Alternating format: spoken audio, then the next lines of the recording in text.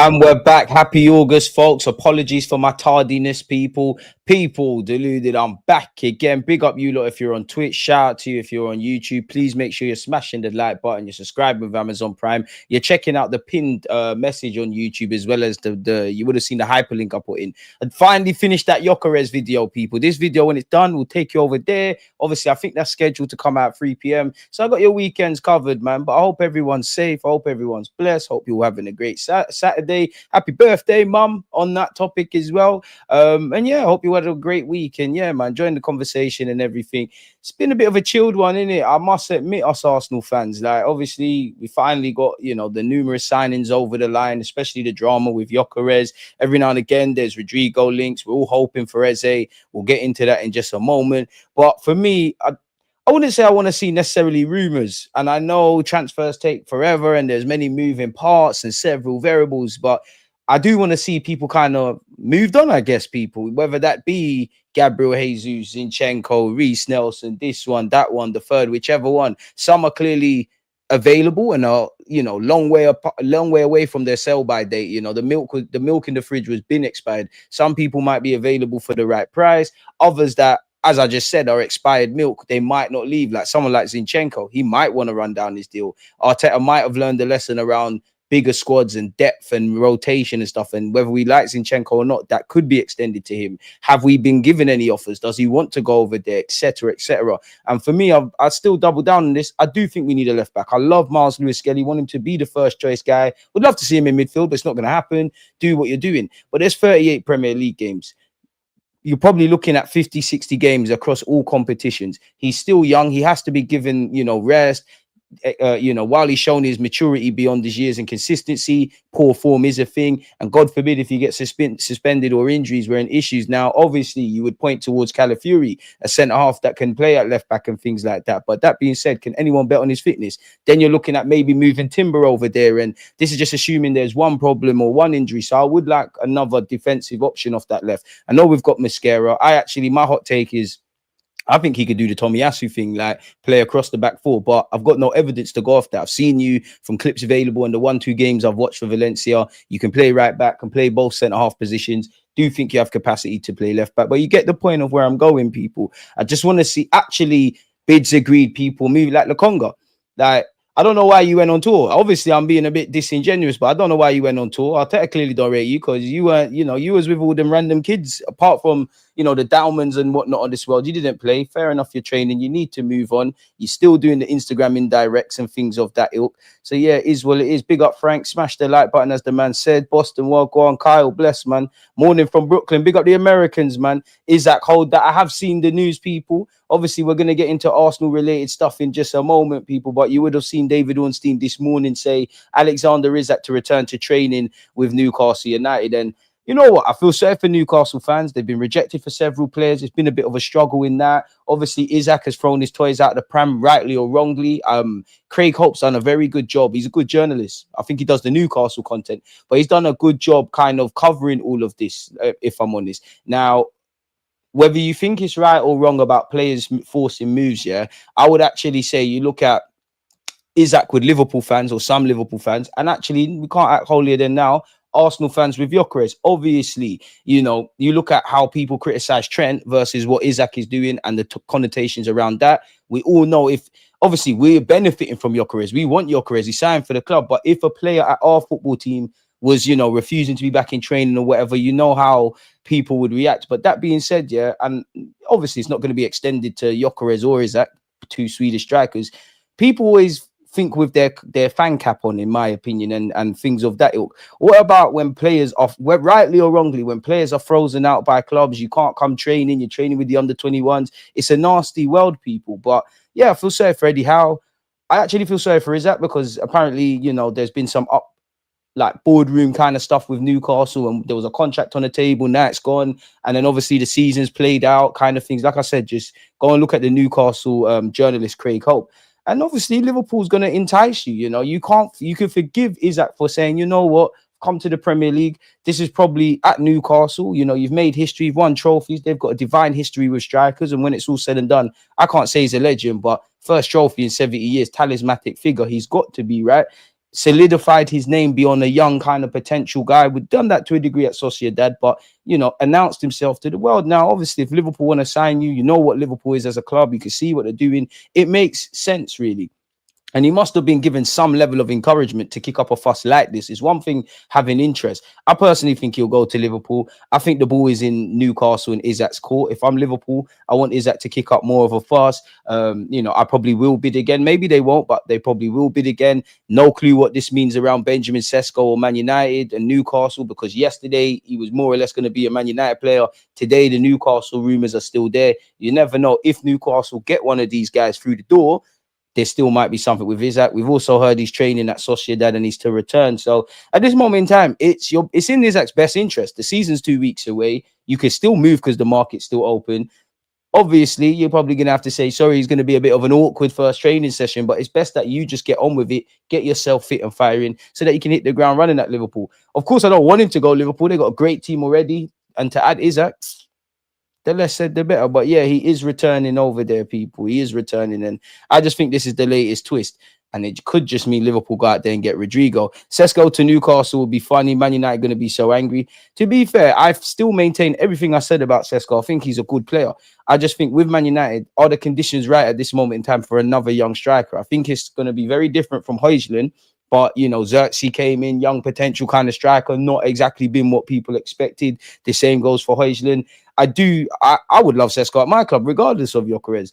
I just wonder, with playing once a week, clearly the dynamics at Man United getting top four and playing once a week, could it be best getting Ollie Watkins, a more experienced striker? I mean, you have got Mbuemo, you can play him up there. I'm sure Amarin's played with a false nine as well, people. So yeah, smash the like button. Let me know your comments. But yeah, man, Isak it's awkward. But you know how it is, man. You kick up a fuss and you're back again. Like, obviously, it's never got to this year, but we can't forget Patrick, for those old enough to remember, listen, Patrick Vieira, legend, but he used to kick up a fuss all the time. Several players of several clubs. Gerrard was on guy in Chelsea. Vieira used to make a scene. Rooney wanted to leave Man United once upon a time. And that's not me knocking these players. This is just the reality of the situation that is football, people. Appreciate that, man. Happy birthday, Mum, once again. Thank you, my guy. Thank you, man. I hope everyone's doing well and safe. Arsenal already turning on Gyökeres after 15 minutes. This fan base is a joke. You know how football fans are, man. But the beautiful thing is, once you bag, everybody loves you again. And then they hate you the next week when you miss a crucial 1v1. It's the nature of the game. Desmond, appreciate you for the super chat, my boy. Thank you very much. Good day, DG. Did you see the links with Brahim Diaz to Arsenal? That has Sanchez vibes all over it. He's at a big club playing a backup role. He can come in as a guy and mash up work. Forgive me, but where is that? Like, where is those links? Because obviously we can actually go and delve into it, and that's it. I haven't seen that. He's always linked with us. While I would love him, because, you know, for me, I wasn't watching him before he went to Manchester City, but he was at Manchester City for a bit. I think he's been AC Milan, he's been Real Madrid. As a young player, I don't think I've seen isolated to 90 minutes. I remember a game, I think Joe and Chris Willett played. It was Arsenal versus City's it was probably under 23s or under 21s. They were changing the names. But anyways, at the Emirates, he tore us a new one. A very talented player. While I don't believe it, because it's easy to link us with him because he's not a main player for Real Madrid, but he's a valued member of the squad. Apparently, Xabi Alonso's got trust in him. Players sign new contracts and leave all the time, but there is those kind of rumors. For what it's worth, I would love him. He could play in the 10, left, right. Obviously, we are not Real Madrid, but big club, you know, he's been at a big club, so there's that level-headedness. He'd be amazing. And obviously, we've got Madueke. I'm not trying to diss him, and I don't know how much Brahim Diaz would be. And we're obviously at where we're at this moment in time.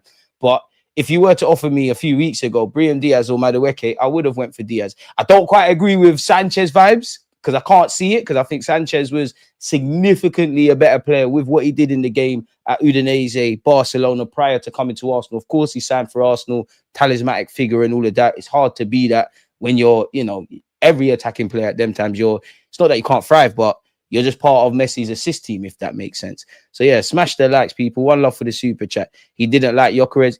End of the day, you got Gyökeres now, innit? You got him now, so you got him. You wanted Conde, you got Ben White. You wanted Raya initially, you got Ramsdale, and you made a trick out of it. And we don't know who your first choice was all the time for all of these players. Is Gyökeres a bad player? No. Is he world class? No. But is he a bad player? Make it happen. Make it happen. If I want Mohamed, if I'm silly example, but let's just say my team wants, I don't know, DG Nation United. We've got the option of Bukayo Saka or Mohamed Salah for that right wing spot. We want a right winger that's left footed that can bag. And I might want Saka, I might want Salah a bit more, but I end up with the opposite. You can't complain. You better make it work. Still good players. There is a degree of, because I do think at times Arteta, in his normal state, in his first stages, you had to kind of work with what you had, kind of thing. And sometimes I feel when you've got less, you can do you get more out of it. I think we're now in that scenario where, of course, you need to get the manager players that fits the system and all of that, but it's almost a bit spoiled. Work with what you got. Because unless you're Real Madrid, 9 times out of 10, you might not necessarily get your first choice target. Big up the Americans, man. He still does have 3 years on his contracts. At the end of the day, he's obligated to play. There is also rumors with Isak that Newcastle want to give him a new deal.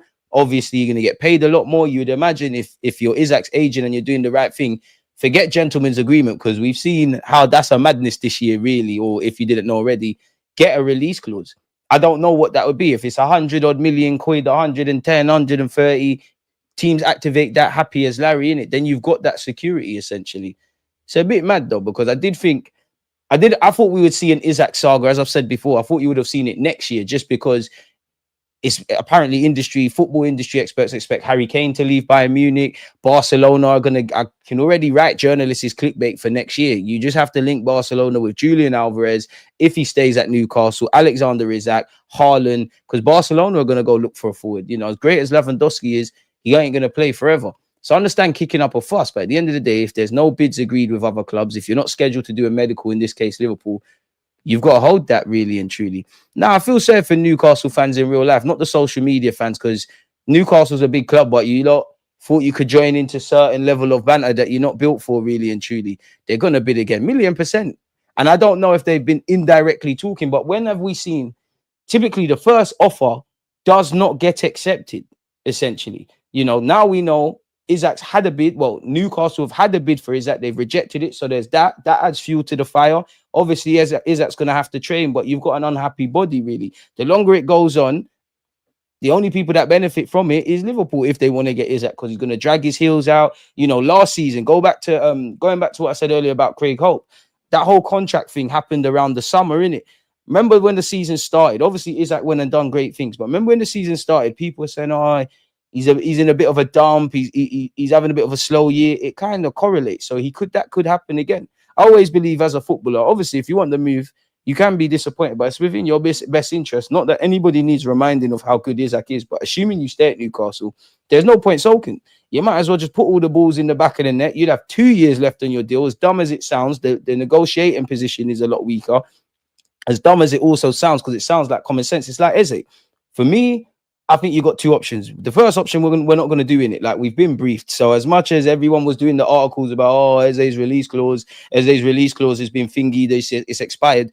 Prior to that, we probably knew as Arsenal fans, but we've had no interest of activating your release clause, because we don't, right? Whether it's me saying it or not, don't shoot the messenger. We don't think you're worth 68 million. So it doesn't really matter about the release clause. But the first option would be to hit the release clause, or if you're not going to hit the release clause all in one go, favorable terms that make sense. You're going to get your 20-30 million now, which we hear. You're going to get your 3 installments, etc. We probably all knew we're probably going to have a bit of an emphasis on outgoings, depending on the speed of that might affect how this Eze deal, if it progresses anything beyond, talking with Eze's camp and actually Palace. So we'll have to see, man, really. And obviously, carrying on with the Crystal Palace point, Eze's 27. He's not 97 like people like to behave when you get to your late 20s in football, but he's got 2 years left on his deal. for argument's sake, obviously they could rock up and sell him next season in January. Next year, sorry, in January, they could sell him next year for a decent fee. They might say we'll take a bit less because he's a star player and all of those things. But he's got 2 years left on his deal. There's a World Cup, just won an FA Cup. His stock has arguably never been higher. Obviously, a year from now, he's got a year left on his deal. Then you start, he's going to be 28. Well, to be fair, if he runs out, his deal will be 29. You don't want that. Next year is going to be 28 with a year left on his deal. There's obviously what we're seeing in the current game of people running down their contracts. I think Eze wants to move on and play for try a different experience, I should say. But I don't think it's a thing where I don't think he'll do the Isak thing personally. Now, admittedly, I couldn't see Isak doing this, and what do I know? But I can't see Eze not being in training and all these things. And I'm sure what we'll see in the social media clips, man, Eze is just balling out in pre-season essentially. And it would be lovely to have Eze because it would give us another dynamic. You could have Rice or Zubimendi as the lone six. And you could have your Odegaard and Eze either side rotating lefts and eights, or you could have Rice and Eze doing that, or just a different option. Now, the reality is Arteta is going to persist with Kai Havertz, and Odegaard's not going to be dropped. I hope he gets back to form. I'm a big fan of his, but he's not going to be dropped. So I don't know where we're at with that, which poses a question. Does Eze go on the left-hand side? Some people say he's not a left winger. He is. I don't mind it. I know on paper you might say he's not a traditional winger, but if he's like a wide playmaker, even if he's not starting week in, week out, have we not called to have different ideas and different solutions and all those things that would provide that? That's beyond everything why I like the signing of Gyökeres, beyond the obvious, because if you had to put money down before everything's played out, Sesko, Gyökeres, every Arsenal fan that wants to keep their money, we would have lost it, but would have went for Sesko. As I said, you need players that fit the system and all of that. But if I want different results and different tactics, someone like Gyökeres who can conform to the style and what we need to do in his own way, he's very different. So if you got that option of Eze, you got Gyökeres, listen, we hope we can get a trick out of Madueke. For Arteta's sake, that one day has to work. You get where I'm going. Sesko can thrive under Eddie Howe and big up DG. Come on. It could be. It could, man. Sesko's a good player. I still think Sesko will go to Man United. I hear it. Man said Gyökeres blocked expressions. What a guy, man. Expressions cooking us was funny still. I can't lie, man. The guy's he's world class at what he does. I'll say that. People, you lot are buying it though, man. How have we only got 47 likes? What's all that about? DG, this window forwards has put up a fuss. Visa, Embuemo, Sesko, Isak, Gyökeres. Did Embuemo really make that much noise? Visa, yeah, bang on. Forgot about him. Brentford, he's upset. Sesko, I just think everyone's tired of Sesko. Where I think internally at Arsenal, probably at Man United, Newcastle, anyone that sniffed around Sesko, you're tired of him and his agent because not at this extreme, but we kind of had this last year. Gyökeres obviously did his thing. We cry about the striker market. It seems like there's a lot going on. Thank you, Nathan. There's a lot going on. Even Vlahovic, Juventus came out. Not that anyone's trying to hit Vlahovic anymore, but Juventus came out and said we've both agreed that he can leave if the offer's right and all that kind of stuff. Until he went Man U. I can't lie, man. When Alexis went Man U, the hottest loves have the coldest ends. It doesn't even have to be Rodrygo. We just need a good left winger. It's up to Arsenal to find one. That's what I'm saying. I'm on talking about Eze and Rodrygo, and I'd love all of them. And Rafa Leao. I'm at this point. If you ask me when the season closes, I'll be a bit more logical about Leao. But I just want us to spend money and have different options, right? But if we just go off Rodrygo and Eze, two players that have been heavily linked with our football club, cool, I want Eze. But for me, looking at Eze, you want someone that's good in tight spaces, someone that can drive and carry with a football, someone that's a versatile attacker. Rodrygo can play in a bunch of roles, but you tell me you want a left winger that is significantly better than everybody or provides us with what we believe is such, right? So if you get Eze and Rodrygo, either or, great. But just in terms of the skill set or what I just described, if you can't get them, you need to get the others in it. You need to find someone. Don't know who it is. Don't know if they'll be household names. Don't know if it's developmental players. But you need to go and get that because left wing does fill me with nerves, man. Like it's not that they're bad players, and we don't know what it's going to look like for Madueke. But I don't think Madueke is a bad player. I don't think Martinelli's a bad player. I don't think Trossard's a bad player. I don't think a fit Gabriel Jesus off the left is a bad player. But are they the guys to help solve the three-man attacking puzzle? We've got two pieces. Saka is one of them. Obviously, with Gyökeres, it's more for Mikel Arteta to make that work, as well as putting Gyökeres in positions he can score. As I said, with all them names on the left-hand side, they're not bad. They can mix and blend in the squad. But if I ask you who is the best one of those options, if they're all fit, we're probably all going to say different things. Some people might say Martinelli, lol. Some people might say Trossard. Admittedly, I'm probably going to go with Gabriel Jesus. And at this point in time, people, whether Madueke is going to work or not, it's something new in it. Just run that. It's probably not going to happen because, you know, we'll get it. We'll go over the article, but he's probably now going to begin his life at Arsenal. He'll be presented an opportunity at the Emirates Cup. And to be fair with you, if I'm Kroenke or Richard Garlick and all of that kind of stuff, we are at the start of the season where, well, I'd say the bubble's been popped. You know, Arsenal fans are a bit volatile, you know, in the last few months. Oh my God, Liverpool are doing this, City are doing that, but nothing's changed. Oh my God, now Berta starts doing stuff. Oh, we're sorry, Berta. Then what happened? Then what happened, people? You know, we got Gyökeres, we're gassed, excited, shirts are selling out. We lose to Spurs, and it's not that you can't have question marks about that in pre-season, but people are blowing off their top, and it will keep fluctuating until now, till May, and it will be that. But if you're the Cronkies or the people, whatnot, you can still capitalize off the preseason optimism. And to be honest with you, I'm telling Mikel Arteta, between those two games, I don't even know if it's Emirates Cup, but Villarreal and Bilbao, in which, ironically, welcome back Pepe. I mean, we might see Tiana Trump at the ground. Make of that info what you will. And obviously, Nico Williams needs to get booed for Bilbao. You're going to tell Mikel Arteta, brother, make sure Gyökeres is there. People want to buy shirts. Play Gyökeres.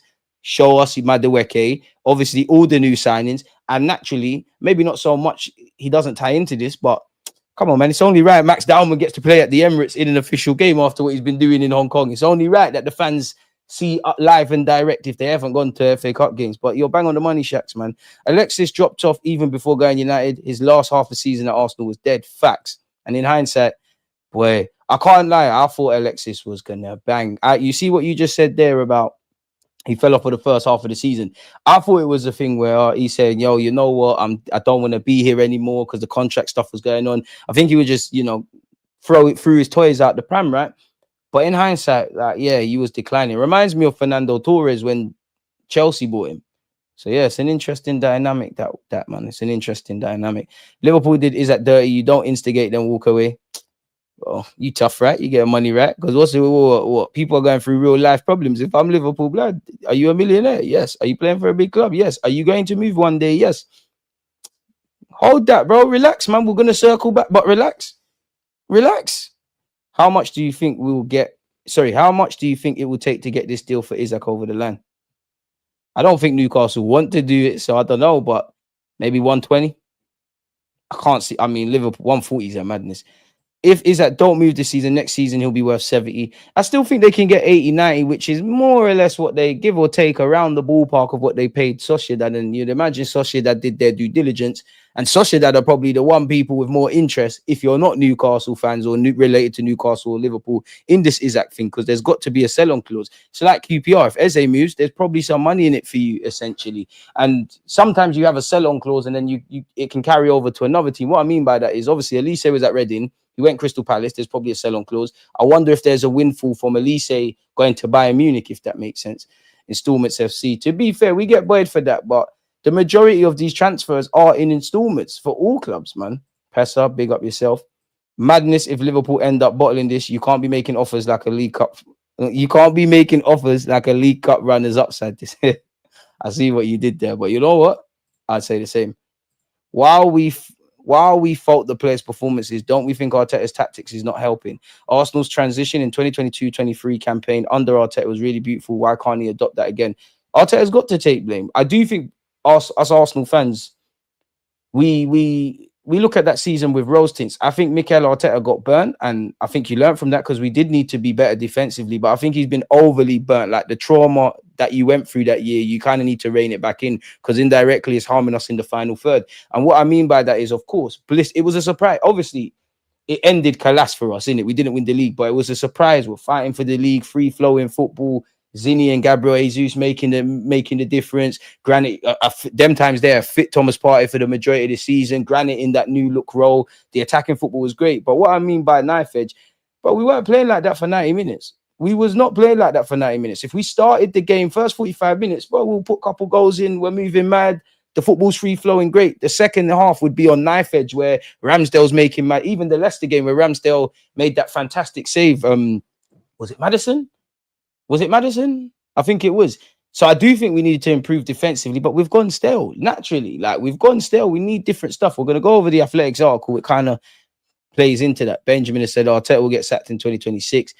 I mean, even if you end up trophyless, I don't think he'll get sacked. And I hope I don't want to put that in the air because I hope that obviously we win something and whatnot. But It's time to deliver. You're a good coach. You need to show you're a winning coach, because you've got us. Ultimately, you're dying by the standards, not that you set for Arsenal, because we should be here, but in line of what you've been doing at Arsenal, you've gonna live or die by your own standards. You've got us thinking about stuff as terrible. No, let's be real. Last season was the most terriblest season in it of the last 3 years, of at least where the league's concerned. Yeah, there was some highs. Top 6 record was there. Packed a couple of teams. Miles Lewis Skelly doing his thing. Destroyed Man City. I know I'm talking about the Premier League, but we saw what we saw in the Champions League. Generally, there was more lows than highs versus the previous 2 years. But you've got, in our worst year, we're still second. Not that I'm happy about that. Cool, call us bottlers, do whatever. But if you're boying us about getting over the line, there's 20 teams in the Prem. We're second. We're clearly closer to getting over that line, then we are regressing in it. And that's where Arteta has to do stuff. You've shown that you're a good coach. You now need to prove you're a winner. You've made us flirt. You've talked about winning Prems. Get over the line. Winners win and losers explain. And of course, there's nuances, there's talking points, there's grey areas. No 3 seasons are alike. I'm more than happy to entertain those talks. I see a lot of you, your regular supporters of our platform here, smash the like button. But then when it's all said and done and we remove that, unfortunately, sport is not just about winning. Sometimes you win, but you also lose. Sometimes you lose, but you also win. That might sound like nonsense. People that understand sport at its purest level fully understand what I'm getting at. But as much as we want to waffle about that, like in life, there's winners and losers, bro. And sport is the same. And now it's about being on the right side of fine margins for once. And that's what you're going to have to do. Arteta, if it don't work, you can leave with your head held high, you know. That might not be your story to get Arsenal a Champions League or a Prem. But we are better now from when you walked in to if you were to leave today. But show me that you're a winner. Me personally, I just think there's a couple things Arsenal fans, or maybe I'm pessimistic, that I accept. If we don't win any silverware, I don't think he's necessarily going to be sacked. The Cronkies are not going anywhere. I love Martin Odegaard, but he's going to persist with that. And if the struggles of Odegaard continue, we all know the issues that presents. Kai Havertz, I think there's a role in the squad for you, keyword squad, but I do think you're going to be forced into the side. And I do think Arteta is going to be stubborn. Ultimately, he's going to live or die by what he does, or more importantly, doesn't do. Eze should look at what happened to Zaha and move this summer, or he'll be in Turkey/US soon. But nothing like a Saturday morning waffle session with my favorite op DG. What deluded? Nah, don't bread now. Big up Marcel, but don't bread, because I clocked him. He's trying to do the humble thing just because the little Isak thing was dead now. Now you're being humble. You was telling me, oh, we're getting a better Swedish striker. Where is he? Where is he? Where is he? Where is he? Shut up, man. Shut up. You think you're gonna get Rodrygo in it? That's probably what your content creators are doing. What are you saying? You thought he was getting Isak? You thought it was lit in it? You thought it was lit like, oh, Salah Isak. I bet you if I go on any Liverpool content creators, I'm seeing edited Isak shirts. I'm seeing you lot do your 11s. Oh, what does it mean for Hugo Ekitike? And there's probably one wayward Phil Tilt Liverpool fan that's probably sitting there and saying, oh, why don't we put Salah through the middle and Isak off the left and do all of this? Don't try and make friends now. Don't try and make friends. Don't try and make friends. When my Swedish striker says, yo, I'm leaving, him and his agents are getting it patterned. And he didn't have to run off to his old former club for no reason. Egg on face. Don't bread, Marcel. Big up yourself, though. It's all love. Don't bread. But Eze will have to track back, and he'll basically end up as a left back if Skelly inverts into midfield, so not ideal as a left winger. There'll be phases where them kind of things are an issue, but you're going to have to track back. This is the modern day. You have to track back. Don't get it twisted. And I think Mikel Arteta could learn from Bukayo Saka Mikel Arteta could learn with Bukayo Saka, where you look at Arne Slot's comments about Salah, and Salah said, let me stay further forward. Unfortunately, no matter how much that is, you still have to defend. This is football. Salah can't just stay up front for 90 minutes. You might not be you might not have as much defensive responsibilities, but you bloody got to track back when the system demands that. And I think when people look at defending, they just focus on making tackles and goalies making saves and last-ditch slide tackles and things. Of course, that is defending, but defending goes for the whole team. Defending can be what sort of areas where our players are standing on the pitch, how we win the ball back in the final third. Actually, the best, the saying is the best form of defense is attack, right? So there's that. Also controlling the game, taking like if it's a fast pitch game and we're 2 goals up, taking the sting out of the game and all of those kind of game management. So it can work, man. At the end of the day, as much as I think that's valid, and clearly I'm of the same hymn sheet as you, I do think as fans, and maybe managers, at the end of the day, it's just football, man. Slap the guys on the pitch. You know what you need to do. You know if you need to defend. You know if you need to attack. PSG, the best example of that. Luis Enrique, clearly a micromanagement, clearly a madman, thinks about stuff, and it's almost like Arteta on steroids with the winning pedigree. He does all of that. He overthinks. I want you here. You got to stand there. You got to defend. We've all seen the Mbappe clips. You got to do all those things. But when you're done doing that, you man go play ball. You're all sensible enough. We see their midfield. João never sometimes, well, he's the 6. He's sometimes further forward. Fabian Ruiz or Vital got the common sense. Raw, them 2 midfielders have gone up. Let me stand back defensively for a second. The strikers are everywhere. Dembele's getting in goal-scoring positions and busting his ass to get back. Full wingers are swapping. To a degree, there just has to be a bit of common sense, man. I know we live in a day and age where players are micromanaged and managed. It's almost like managers are playing real life FIFA. Like that, you got to stand here, do all of that. We're working on several phases of play and all those things. But I do think that sometimes let's go back to basics, man. Let's go back to basics. You got to give up on the Lookman thing, my guy. It's not happening. Nusa should be the buy for left wing. Those links went quiet. Vlahovic can come on a free next season. He's earning 400 grand right now, and no one is picking up those wages. Next summer on lower wages and 15 goals, he'll be a great pickup for a top team. All the best, Vlahovic, but we're over that. We can therefore afford Eze and a left winger. I agree, but we know our club is financially prudent, one in, one out. We want to sell to buy wages. Like, I don't think we're crippled by anything external if we do want to spend. But we don't necessarily want to do that. We're operating in the next realm to how we want us to operate. Shout out John, man. I have a horrible feeling that Arsenal saying they don't view Eze as a left wing option means it's going to be Madueke and Martinelli as our left wing options for the season. John, I'll be real. Arteta's got to make it work. The players have to, but you have to make it work. We all know externally the talking points. You have to make it work. No one told you to spend 50 million on Madueke. But you're a professional manager, got your pro license, been in the game as a manager and a player and a coach. We ain't been exposed to that. You know more about ball than me. If it works, that's why you're the gaffer. It don't work because a lot of us, why are you spending that? I'm not even going to be on to Madueke. You know that we need to get over the line. You know the pressure. You know how you talk about winning titles. You were talking about goosebumps. You've got to make that work. Because he's one thing potential and he can help us and take ons and Madueke, there's something there. Potential don't mean nothing if it's not realized, and it needs to be realized.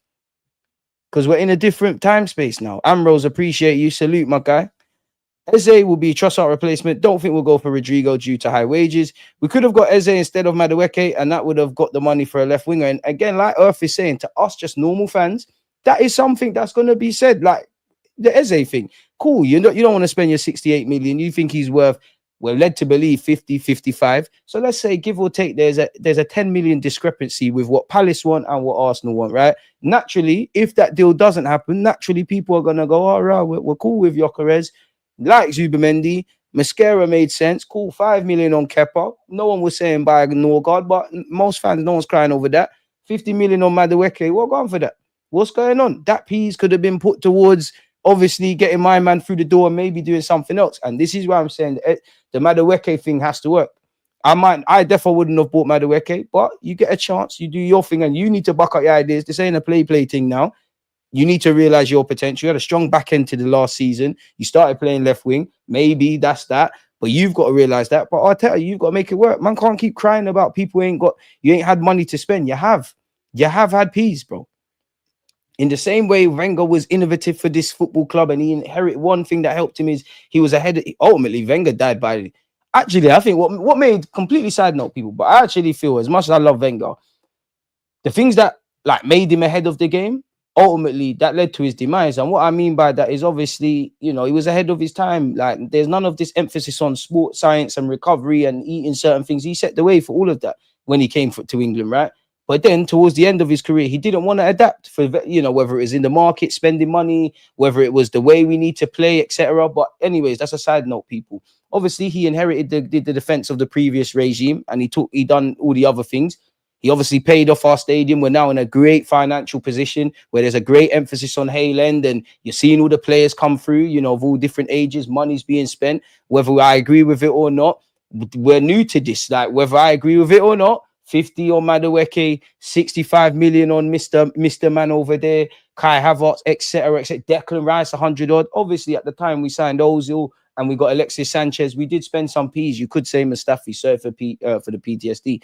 You have been enjoying the fruits of the labor. So everything now has to make sense. Next year, everything has to make sense. Things got to make sense on the pitch. Recruitment's got to make sense. Tactics got to make sense. All the evident shortcomings, because we know our issues with the predictable football and U-shape and not making subs, not pivoting, over-reliance on certain players, squad depth, which we're trying to go about these things. But none of these things are new. None of these issues are new at this football club. They've been there for the last 2 years.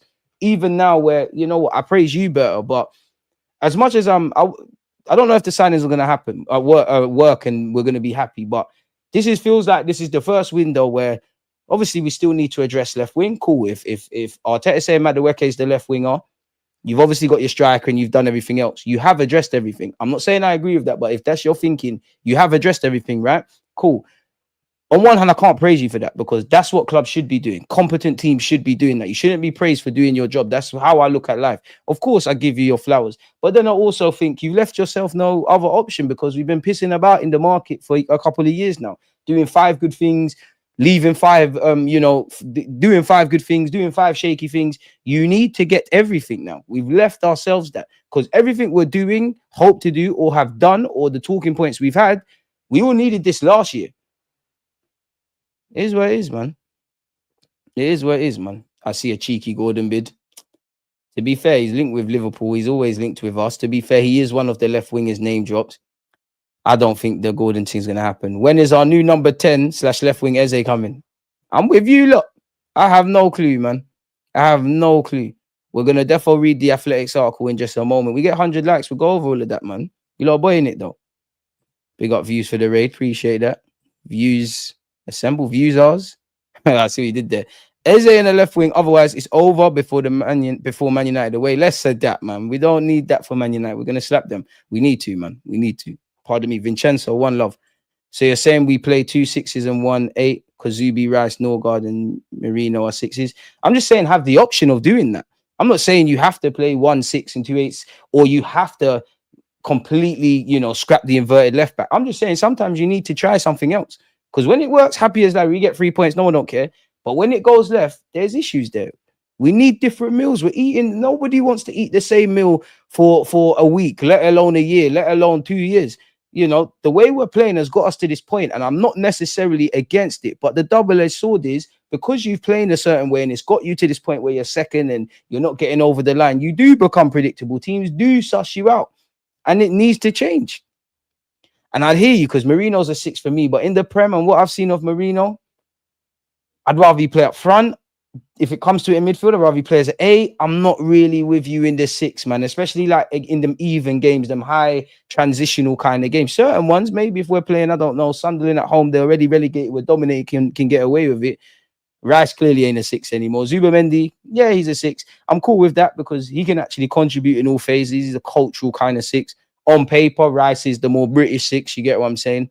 I would like an 8, actually. If it's up to me, I'd like a backup striker. I know we just got one striker through the door. Calm down, DG. I'd like a backup striker. I'd like a left back. I'd like an 8. A Spanishy number 8, Santi Cazorla, Cesc Fabregas, that kind of skill set. Don't know where you'd find it, but I would like that. I would like that. And obviously, if I haven't made clear, left winger as well. So, yeah. The manager has got PTSD from the 2022-23. Has shown he ain't getting over the line anytime soon. Freshness is what kept Chelsea at the forefront of trophy hunts for a decade. Plus, we need to follow suit. I'm sorry if Arteta doesn't win anything this season. Would be 1 trophy from a possible 26. That must get him sacked. I mean, Arteta, again, you're a good coach. Show you're a winning coach because you ain't got a leg to stand on. Like, if you don't get over the line. Because then we all know trophies are not a given and there's no right. And fans like to gaslight you. And that's one thing I hate. Well, they like to gas, especially on my platform. Oh my God, like we're Arsenal, we're not, so we don't win all the time. You're entitled. No, I'm not. Like, it's just fair to say, if we're as good as people make out, and even at our worst, there's been positives. We should be getting over the line. And they think anything that's not blowing hot smoke up Arteta's arse, any sort of criticism is you're not supporting the manager. You can't gaslight me. There's a lot of good things, but where it comes to winning, or even in the Prem sometimes when it's must-win games, like when we've been fighting for the title. But when it comes to winning and it's sink or swim, the players and Arteta, you've got an issue with that. And I think it's the gaffer, if I'm honest with you. You've got something wrong with that, man. Called it Super Chat Saturday. One love for that, man. We need Eze and Arteta to figure out a way to make our attack work, whether that's Eze in the middle or as a winger, but we need some tactical changes. Exactly. DG, we need to use the middle of the pitch more and the left-hand side. Bro, I must admit, I'm only 30. I must be a spoiled Arsenal fan. Very, very spoiled Arsenal fan. But Invincibles. Yeah, they weren't small, but people don't give them their, especially Patrick Vieira. People don't give him his credit for the football we used to play, like 1-2s, pop round the corner, quick, exciting brand of football. That's even something as well, Arteta. If we cut the crap, because again, this is a safe space, Arsenal fans. Ideally, we want to play amazing football and we want to win trophies. I'm not saying I just want to, like, I want to win trophies in it and play good football. I'm not saying I just want to play good football for no reason. But if you're not winning and you're not playing attractive football that motivates fans and we buy into it, you're clearly in issues. But yeah, going back to the point, Invincibles played lovely football. Obviously, the first couple, well, the majority of the time at the Emirates, we've just been on a joke thing, but we played lovely football. Now we're not penetrating central areas. We're not really doing anything in that regards. And it's completely off topic, but on the timeline, like Jack Wilshere was talking about it, and he's talking about Wenger used to put mannequins out, and we'd play 1-2s and play like them attacking phases of play, two touch, one touch, and Wenger would say if you hit a mannequin, you're eliminated in it. I'm not naive. Clearly, there must be attacking phases of play being done with Mikel Arteta, but there's clearly not an emphasis on that. Like, there's clearly not an emphasis on that, because whatever you say about the existing options, and actually Madueke, like, I can't tell you Madueke set up to thrive here. I can't tell you Gyökeres at this moment in time set up to thrive. It just looks like new players, but the same old issues, same old collective issues are going to remain. I don't see it. Defensively, I've said this before, when we had Mustafi and David Luiz and them kind of defenders, I could see what Arteta, maybe not inverted left back, but I could see what Arteta was trying to do in terms of playing out from the back. Obviously, these players would make mistakes. I don't think it's as simple as just getting great players and slapping them on the pitch. Of course, that will make a difference, and we probably wouldn't have 14 draws, but there are games, things go wrong. You're just going to have to rely on individual brilliance from a footballer, like Liverpool probably did. But there's 38 Premier League games. Anything more than staggered across a season, 2 to 4 games like that, you're in issues. This is what I mean by all our issues can be fixed by ourselves, Like, we have made our own issues subsequently. Liverpool don't have enough cash for his act. Them man will find peace. They're a football club, man. Trade Martinelli for Lookman, then trade Trossard for Visa. I don't know, man. I'm not trade. I'll just rather just buy Lookman if that's the case, man. Make sure you get Isak, bro. Make sure you don't call me a mug. It's you lot who's the mugs. You're making man fly out to Spain and that big Liverpool who just won Premier League and couldn't get him. Oh, we got Havertz. I'm nasty agenda. There's got to be a reason. What? Havertz, German player. Why didn't he end up at Bayern Munich? What's wrong with him? There's got to be something. His Banduli will be there. Like they're saying on Twitter, don't think we don't see Frimpong fullback. We're here. You signed Raheem Sterling to play right back. We're here for you lot. He's telling me, oh, you muppets, you mugs, we're getting Isak. You're not getting Isak. He's not rolling, cuz. He's not rolling. You thought it was dreamland, innit? I know you was ready to say sorry to your owners. You thought it was dreamland, innit? Oh my God, Salah's going to get 100 goals. Isak's going to do this. We're going to break Thierry Henry's assist record. Marcel, tranquillo, man. He said, Marcel, I know you're not using mixer this morning for your alcohol. Just taking it straight from the bottle with it. You muppet. It's all love. Smash the like button. Hey, man, you want to troll me? Yeah, let's go. He said, you thought you was going to be doing that. That's what Isak does, innit? Or you thought, yeah, we might actually beat Arsenal. We ain't beat them in the last 2 years in the league. Isak's the only person that's done it against Magalhaes and Saliba. Shut up, you muppet. You never walk alone unless you're Isak going back into Newcastle's training ground, or better yet, on a flight away from Spain. Big up, Foxy. For me, this is where Arteta needs to earn his 15.6 million per year. John, I know you're vexed with him when you're saying the specifics, but you're right. He's got the potential. You've shown good things. You're paid peas. You've been here for time. We fought for the league for the last 3 years, and we've lived or died by what we've done. You have to get over the line, man. But I don't think the Cronkies they're not gonna mess up his thing. I genuinely think the only time Arteta or any manager, there's gonna be several questions. Not that I want it to get here. I want us to be proven wrong. We win stuff. Everything's amazing. But the only time people are in issues are if we're not getting Champions League football or there's no bums on seats. Let's be real. There was plenty of sporting reasons to sack Emery. Remember the last few weeks? I'm sure Emery got sacked against and went to the game, if I remember correctly.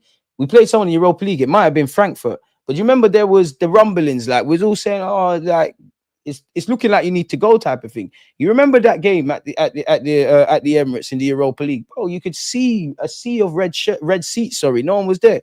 Once them things there start happening, the people above start acting. Why aren't we doing a trade deal for Eze? We can offer them Trossard or Nelson. I hope we floated the idea, but if you're Palace, do you want that? I'm not saying you wouldn't say, you know what, Trossard, there's a thing there. For me, if they bought Eddie Nketiah and Rob Holding, they could buy Nelson, and Nelson looked good in pre-season. I know I'm falling for it.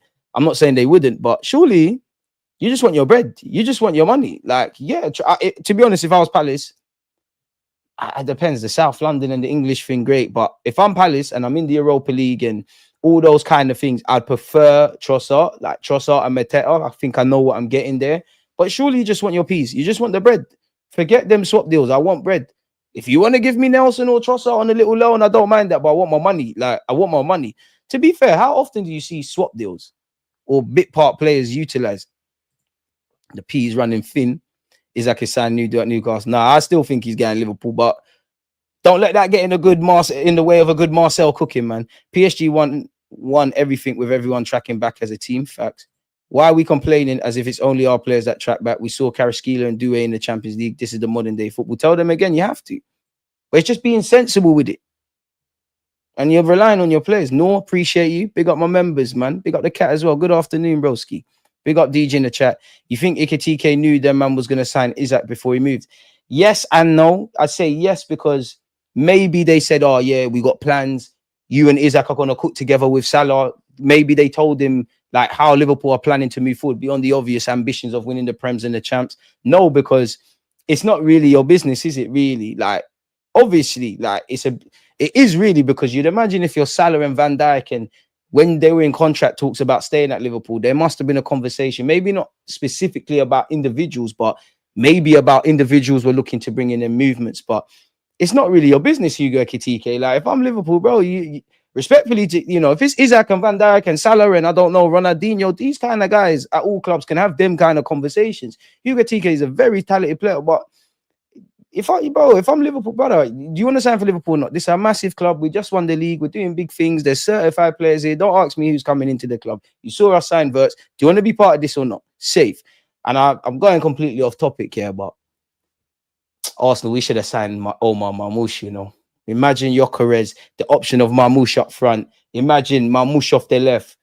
My man Gyökeres through the middle, Saka, your supporting actor, whoever you want to keep, of the Jesus, the Marinos, the Kai Havertz's, the Trossards, the Martinellis. It is what it is. But they probably did. But I imagine Hugo Ekitike, do you want to sign for us? Arne Slot's had a chat to him about what you could do for us individually and tactically, how you can reach your potential. It's more for them kind of players. I think it's more of a case of that, if I'm honest. And I think Hugo, bro, it's Liverpool, bro. That's the biggest club you're going to play for since PSG, innit? And that move came too early. If you're Hugo, do you want to hear that? Like, do you really even want Isak to sign for you? Because, yeah, when you remove your ego, yeah, Isak, Salah, the more good players we have, the stronger we are as a football team. But you don't want Hugo Ekitike to... If you're Hugo, you don't want Isak to forward. You don't want Isak to forward. I want to play games. I know I might not be playing up front or I might be playing off the left, which, to be fair, you got Gakpo. We all know there's rotation and whatnot. Super duper Mick has got to go before we can see a change. Bad tactics, team selection, and in-game management is awful. I wouldn't say the game management is awful, but there's elements where it evidently needs to improve. I wouldn't say bad tactics, but his ability to pivot, his in-game management is the evident concern. Now, we're basically saying the same things. Fair play. Big boy bread over here, fam. We can drop the bag if we want to. Go take off that dead kit that you, man, used to always get slapped up in that kit. You know the thing about the old days? They're the old days, my brother. Whatever you've got to say, you see our top 6 record, and it was before my time. Say what you want about my football club. I have seen my club win the league at Tottenham Hotspur. Seen us do it at Old Trafford. People older than me have seen them do it at Liverpool. Yeah, we've done, what do you call it? It's the thing where you're clapping the players on the pitch. We've done all of that. But I ain't seen you lot do that over here. No one ain't won the league at my block. You're not comfy around this. It's not safe. It's not safe. You man get hit up by Kai Havertz. I can't rate your thing. I've seen Reece Nelson and Lacazette do business. This is the year. Fuck it. This is the year we're winning at Anfield. Clip this. We're winning at Anfield this year, man. I've had enough. That would be a trophy. And yes, you people that don't support Arsenal, yes, slap winning at Anfield, winning at Anfield trophy right next to beating Real Madrid, right next to the best team of the year. All of that crap that we do. Marcel, you need to make a YouTube channel, man. You actually need to come on the platform. I want to know if you've got this energy in person. Xhaka was the best in the 8. Since he's gone, we haven't replaced him because Marino doesn't have the legs to get about. Move Odegaard in the 8 and sign Eze for the 10. See, things like this, yeah, you're not wrong, but things like this is where I wish I knew Mikel Arteta, because rightly or wrongly, I'd love to ask you why you do certain things. Why do you persist with Kai? Why, like, what are you trying to make happen with Odegaard? How much did Vlahovic pay this guy? Why is he advertising us? Vlahovic to us, DG. We have moved on. Nah, man, everyone can have thoughts. Yeah, we've moved on from Vlahovic. Eze is coming, just needs some out movement. Eze is so necessary because he doesn't fit directly in our system, and his arrival would shake things up and force a tweak to an attacking system. Don't forget, people, on the topic of Gyökeres, I got your weekend covered, man. And I'm in the process of making a video around Haaland, specifically the ones that you've seen on tour, Madueke video, Zubamendi video, anything else, man. I thought, you know what, let's start diversifying the content, you know what I mean? If Madueke improves his end product, he could be a very good left wing, right winger for us because he's very direct. I agree. But you know what fills me? Not not that I haven't got confidence or I'm shook. What's the first word you started that sentence with? If. And I think we've got enough ifs if we want to do this team that occasionally good top 6 records, some other good statistics, might mash up Manchester City, or, you know, you might obviously do a little shocker in the champs like we saw against Madrid. We've got enough. But you see the if thing. I see that as questions. If we want to go over the next level, those questions need answers. There's too much ifs at the club. There's too much ifs. There's ifs around Trossard, ifs around, you know, if Martinelli had better decision making, if Jesus could stay fit and could score goals, if this and if that, and if Arteta and if this and if we did this and if that happened and if the ref. There's too much ifs. I need answers, and I'm sure you feel the same way. I'm not saying you directly. I'm just adding fuel to the fire there. Like and subscribe. We are cooked if we don't get Eze or a left winger. And yeah, that's another lesson Paul Wenger didn't learn. Overstayed his welcome. Don't stay somewhere long enough to become a villain.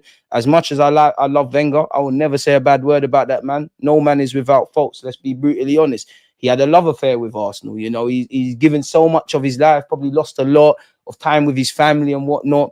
And he, you know, at other clubs, let's be real, he could have got sacked. But he was getting us Champions League. He was making peas. I do think, and I've said this before, I think towards the end of Wenger's career, you couldn't separate what was best for Arsene and Arsenal, if that makes sense. Especially with the new contracts. Like, I'm sure there was a year, yeah. I think there was like 3 players. I think El Nene got a new deal, Giroud got a new deal, and next person got a new deal. But at the time, we were like, what's going on here, lads? What's going on? Can we get to 200 likes, by the way, folks? How are they saying they need to make sales? Because they want to. And I'm not saying this right, but I'm not saying this wrong. If I can't remove my Arsenal fan cap, but if I accept this dynamics for where it is and how the owners operate, and I don't think we can just blame the owners. Would I like Saudi money or certain other things? Great, but we can't sit here and say they haven't put peas in or Arteta hasn't spent peas. You could argue that claim because we've been dwarfed, but in the last 3 years, the peas that we spent or haven't spent or what we did or what we didn't do, you can't just look at the owners. And as I say, even if I wish I could sit next to Josh Kroenke and tell him about himself, but he could say, how can you say we didn't back the club? We took a brave choice to take Mikel Arteta when he had no CV. We backed him when the world's wanted him gone. We've broken transfer records. I think 3 of the last 4 big money signings we've made have been done under the gaffer. We backed him under any player issues. We've given new contracts that he's wanted. We've ripped up new contracts. Do you get where I'm going? That being said, though, if I'm the Kroenkes, I said this yesterday or the day before. Obviously, Berta's doing great stuff. Berta's done great stuff at Atletico Madrid. I like your ability to pivot. I like the fact that, obviously, in the transfer window, it's not that people don't care, but it's not going to sell too many. It's not going to sell too much, the new deals. But you're getting new deals. You're bringing people in. You're showing an ability to pivot, showing an ability to hold your nerve, like with the whole sporting stuff. You know, you're sink or swim, and you're doing major things. Now, you're a competent individual. We needed this a long time ago, as you all know, people. But when you look into his career, what sector was he in before he jumped into football? Finance.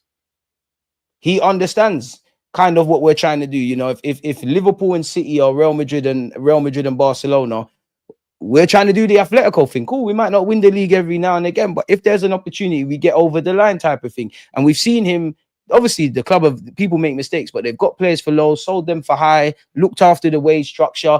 The wage structure's come out of control. We kind of, you know what, at a point, Arteta and Edu, they did clean it up, innit? I didn't always agree with the methods, but they did clean it up. Now, as time went on, they made their own mess. If you're the owners, you're looking at it, you might be looking at it, or how I think they should be looking at it. I wouldn't say people necessarily, I wouldn't say Liverpool are known as the best-selling club, but they're about to sell that Taylor Morton guy to Lyon for a decent fee. Kwanzaa's gone Leverkusen for something. When they're about, I'm sure they must have made something decent when they sold Fabio Carvalho. Harvey Elliott could go for anything from 35 to 50 million. Obviously, they've just let Diaz go. There's still Núñez rumors, you know, that they're making money in it. Chelsea and City print money as in terms of their academy. So if I'm the Kroenkes, I'm sitting there and going, all right, I love seeing Max Dowman, 15, Miles Lewis Skelly, Bukayo Saka, this one, that one. The men are coming through. They're doing their thing. At the same time, though, I would be like, why is still our highest seller, or our record fee that we've sold someone? Why is it Oxlade-Chamberlain? Why is it still Alex Oxlade-Chamberlain? Could we get more money from out the academy? Because, you know, City, Liverpool, Chelsea, there's academy players in their first team, but the ones that don't make it, they're getting sold for a 10, a 20, or 30. Why aren't we doing that? Because we're not on spending as much as City and Liverpool. Sorry, not Liverpool, definitely not Liverpool. As much as Chelsea and City. Why don't we do that? Why don't we start getting some money through for certain players? Why don't we have more of the Joe Willocks and the Balligans? And, well, we got there now with Eddie and Ketty, and we probably should have got a lot more for Smith Rowe, but because of the injuries and where we're at, and I think that is Fulham's record signing, fair play. Why aren't we doing that? If I'm sitting there and saying, boy, you know what? There's some players that even the rare times I tune in from my mansion in America or I'm at the game, I forget that you bought them. Kai Havertz, I need you to monitor that. If he's not playing as much, maybe from a financial perspective, that's someone you need to flog. Gabriel Jesus can't stay fit. You might need to flog that. Zinchenko, can you flog that? How did Reece Nelson end up on 100 grand a week? Flog that. Beyond the obvious of what was probably said in terms of Berta's remit, in terms of the incomings, new contracts, you know, drawing up transfer plans, having plan A, B, C, D, why for that? But you get where I'm going. There must have been a little remit on the little whiteboard, patting the wages. Because that was, I genuinely think, even though last season we was all looking at it from a fan point of view, like we sniffed at it, took it to the last game of the season. If you do X, Y, and Z in the market, we're going to be lit. I think there was an emphasis on sales. And that's where it's a bit muddy, because from a finance point of view, you can make sense of the sales. From a sporting point of view, the depth thing, it's just a mess. And we've spoken about it now. You get where I'm going, innit? Big up you lot. That Spurs game showed that Madueke signing can be a great one. We lack directness and spontaneity. Yeah, but Arteta's got to allow players to be spontaneous, though. Because I disagree with a lot of public opinion around Arsenal, but there is a degree of we're too scripted. Like, football is meant to... we all love the game for different reasons. We all look at it differently. We all would want things different tactically. If we were all Arsenal manager, we'd do things differently. But football's meant to be poetry, emotion. It's meant to capture you. It's meant to be a dance. It's meant to have an element of unpredictability. And I do think these existing players, some of them need to buck up their ideas. A lot of them got issues. But I don't think the system and the way we're going about things promotes such. I think it's too scripted. And it's a double-edged sword, because I do like the fact that we overthink. And if we lose the ball here, my man's going to take 2 steps to the right. Martinelli stand there. I like all of that. But at the end of the day, we need to have our own DNA. You've got Arsene Wenger and you've got Jose. Wenger, very polar opposites. Both winners, both hallmarks of football. Jose, very defensive. Wenger, very attacking. Jose Mourinho could be as defensive-minded as he wants. Still needs to go down the other end and score goals. That's how you win games. Arsene Wenger can disregard defending as much as he wants and score as many goals as you want. Still need to keep them at the back of your net. That's where I think Arteta is like. As much as it's about winning the league and things like that, you, in terms of your own managerial path, last season, whether it's the injuries, the ability to pivot, own mistakes that weren't your fault, mistakes that were, I need you to learn. And if you're not going to learn, it's an issue. I like Arteta as a manager, but I only care about if you do things at Arsenal. And I'm not asking anyone to do anything that I don't think they're capable of for whatever reason. Because if I didn't rate you, it'd be Arteta out. But you can't, at some point, we're going to have to ask questions. It can't just be here for being here's sake. What are we doing? And you can't just blame the Cronkies, because if we have got to a quarters and then a semis, and we have finished twice in the last 2 years, whatever we have to say, that shows that we can improve and be in and around. So surely we can get over the line somehow, some way. I don't know, man. How are they? Oh, sorry, saw that already. My bad. Big up yourself, Ryan. Do you think Arsenal's better than Chelsea in terms of squad and mentality? Squad? No, they got 1 million players. Mentality? I mean, Chelsea keep winning, innit? Somehow, some way. You, man, signed... This is how I know you're rattled and overweight, man. Man, your head is so hot, you're not even making sense in your sentence. Since when did you become a Weight Watcher? We can all go online and see, not that I want to, but Gyökeres with a 6-pack and all of that. This is how I know you got an agenda. Marcel, I thought it was a football thing. Why are you analysing Gyökeres' body parts? Do you fancy him? He left his girlfriend. I'm sure, you know, I don't know. All inclusive. Maybe if you DM him, he might fly you out from America like the Bedina you are, mate. Talking about eating burgers and stuff. Stop watching, man. You're looking at man too much. What happened to you?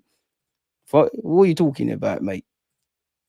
To big up Marcel, gives as good as he gets, man. It's a good thing he's a mod, because he would have been, I think someone would have got emotionally charged and blocked him. Bro, I don't know what Marcel's on. Victor Groceries.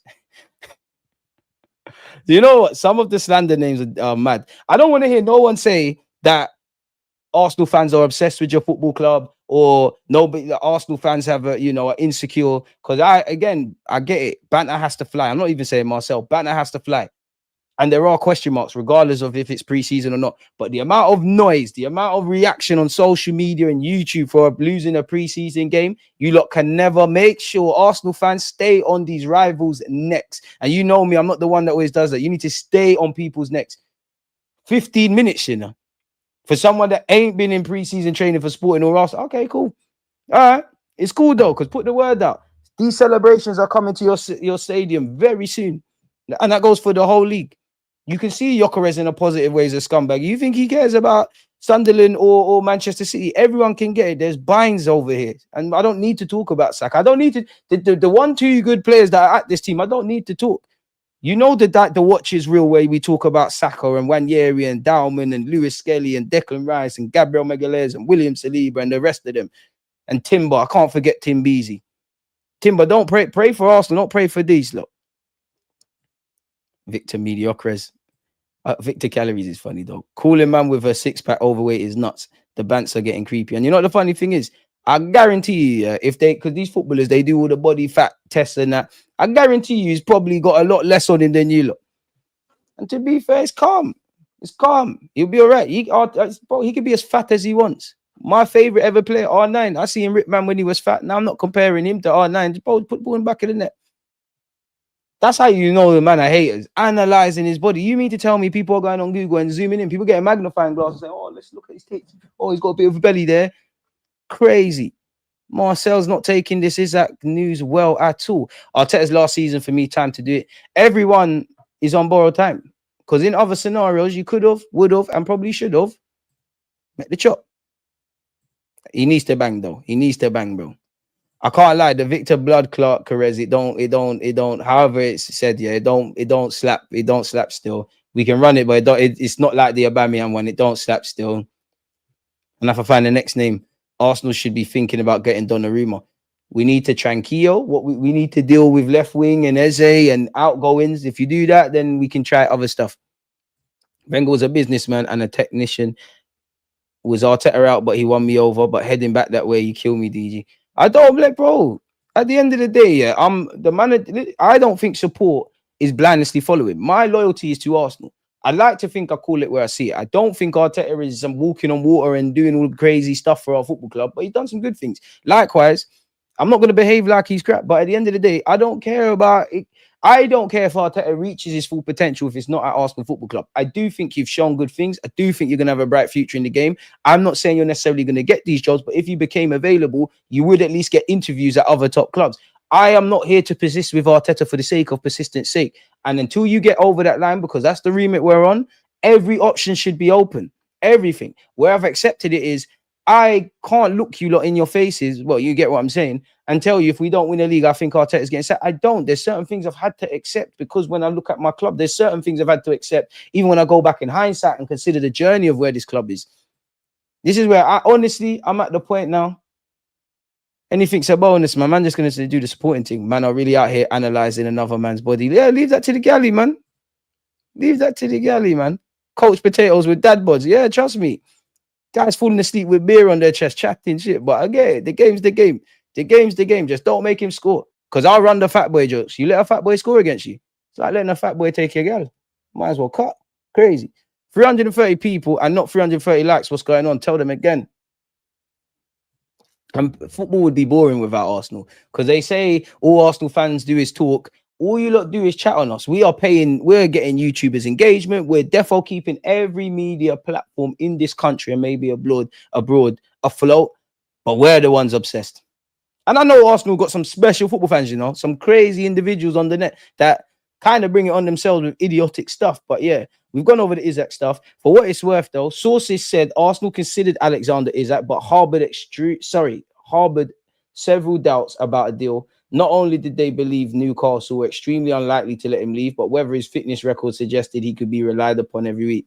Dead that, man. Just sign him, Mo. I'm going to come play left wing. Sources said Arsenal was conscious about psychological demands of leading the line and the scrutiny on that position. Certain men were scared of Kai Havertz, so they weren't built for this. Victor Gyökeres' goal record for Sporting plus a strong conviction in his strength of character convinced them he was the man for the job. You got this, but I can't lie. Welcome to the Prem, people. Apparently, James Ollie said there's a recognition that poor player availability cost Arsenal dearly last season. You reckon? Wow. A thorough review has included training plans and particularly workloads after players return from international duty. Now, I don't doubt this year, and we're going to read The Athletic, but I've seen The Athletic come out with a similar piece around this, ESPN and actually BBC. And I don't believe in coincidences, especially where the media is concerned. They're all coming out with articles with the same terminology. And I'm not saying that that's wrong, but after, there's everybody's kind of, the noisy our fans on social media and the narrative that they're latching onto is every Arsenal fan is losing their shit because of the Spurs game. Could this be an attempt to calm people down? I don't know. Sources said, for example, that the club identified Gabriel Magalhaes' hamstring injury against Fulham in April. I was at that game after he was away on international duty and sprinting at speed. Arsenal's internal data says he reached for the first time in 2 months. Sources said there's still an acknowledgement that some of that is purely down to bad luck, no matter how meticulous the planning. True, but can we ask ourselves, can Mikel Arteta say he rested and rotated where he could? Did we get the depth required? All of those kind of things. We can't look ourselves in our heart and say we did it all we could. We did everything we could. If you can, and these things played out, as I said before, now I can say, all right, fair enough. Then I start talking about luck. But let's stop being dumb, man. Let's stop being dumb. It's okay to say it weren't good enough, Sources said the club's summer transfer policy has been significantly influenced by finding players with a good track record in availability. I hope so. Man. This is what I wanted to read with you lot. Inside Arsenal's pre-season tour, Heinz's influence, Gyökeres style, and the maturity of Dalman. We're going to try and skip through the tosh where there is tosh people because less is more and whatnot. Gyökeres joined for the summer tour. We know that. We know pre-season isn't purely about physical preparation, but tactical preparation too. Arteta recognizes that the acquisition of a new number 9 will necessitate a shift in style. You reckon we needed to change anyways? Gyökeres is not a player who wants to come deep and combine with midfield. His strength, he's going to have to do bits of that and shows he can. His strength is running in behind, sprinting into channels between fullbacks and centre halves, racing onto through balls to go one-on-one with the goalkeeper. That means Arsenal need to be more direct, more vertical, not necessarily playing the ball over the top, but playing through the lines. You reckon? More time when I watch some of the Arsenal highlights, I'm seeing you when you used to kick ball, like, bro, get back to the triangles. Please, just a little bit. Just merge 2022-23's attacking with our defensive emphasis. Make sure you're able to pivot. You understand that, okay, we're chasing a game now. The inverted fullback is not the thing. Can we just go with an addition, like a traditional left back? I'm not saying we'll win stuff, but we start to look a bit better, people. So yeah, it is what it is, people, in that regard. Since the resumption of training in July, Arteta has begun implementing this change, fine-tuning his team ahead of the new season. I mean, you and every manager should be doing that. It's a process, something which may not shift overnight. I think every football fan can understand that, and I've been preaching that. You're not just going to train for 2 weeks and that. Pardon me. In the defeat against Spurs that ended their tour, Arsenal occasionally looked like a work in progress. Occasionally. Nevertheless, their manager is convinced his team is headed in the right direction. He has to be, because if you're not convinced, regardless of what we think as fans, pack up and leave. And if the players are not convinced, pack up and leave. We know what we need to do next year. Working with Arteta's performance department, Arteta designed a staggered pre-season schedule. It began with a series of voluntary club-organized training camps, then a squad trip to La Manga club training facility in Mercer. The trip to La Manga was precious time for Arteta and his staff. Unlike the Asia tour, there were limited commercial and media commitments. Arsenal travelled light. The focus was almost entirely on football. That's the first thing I've heard that encourages me. Arsenal flew out to Singapore on the 19th of July with a 30-man touring squad. We know Zubimendi, Kepa, Norgard was there, as was Dalman and Marley Salmon. Berto and Executive Chief Chair Tim Lewis stayed behind to try to close deals for further 2 first-team players, which were Gyökeres and Mosquera. Both were able to join, obviously, at some point. Noni Madueke, as we know, completed his deal before them, but is currently on holiday. Arsenal have been thoroughly impressed by Berta's relentless work ethic and are very happy with the execution of their transfer plans thus far. In terms of both timing and personnel, don't forget, people, on the topic of Gyökeres, there's a video. Well, the video should be coming out now, actually. We've overran, but F it. This video will take you to that after. Got your weekend sorted. We're at 172 likes. Can we keep it going? I mean, you should be impressed with Berta. Arsenal arrived at the W Hotel in Sentosa Island on the 19th of July. They were due to have their first training session on Monday morning, but the torrential rain meant the session was postponed until the evening. Arsenal trained at Singapore's National Stadium, and even with the roof partially closed, the heat and humidity were intense. I bet you, if you saw, you know what? No, we're not going to add fuel to the fire with the Gyökeres stuff.